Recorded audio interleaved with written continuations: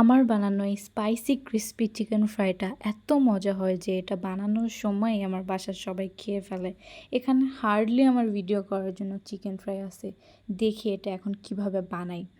এখানে আমি 1 কেজি মুরগিতে আধা চামচ আদা বাটা এবং 1 চামচ রসুন বাটা দিছি, 1.5 চামচ মরিচের গুঁড়া, আধা চা চামচ গোলমরিচের গুঁড়া এবং আধা প্যাকেট ম্যাগির মশলা দিছি এবং 1 চা চামচ লেবুর রস দিছি।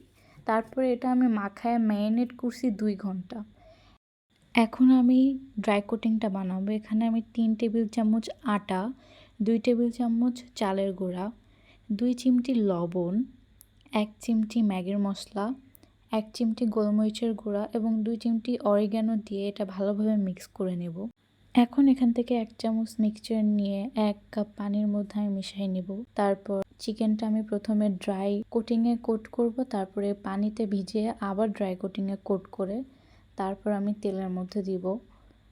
এখন এই চিকেনটাকে প্রথমে 10 মিনিট লো হিটে ভাজতে হবে, তারপর 10 মিনিট মিডিয়াম হিটে ভাজলেই রেডি হয়ে যাবে আমাদের এই মজাদার চিকেন ফ্রাইটা। এটা এত মজা যে আপনারা একবার খেলে বারবার খেতে যাবেন। এটা বানানো এত সিম্পল, আপনারা অবশ্যই ট্রাই করবেন।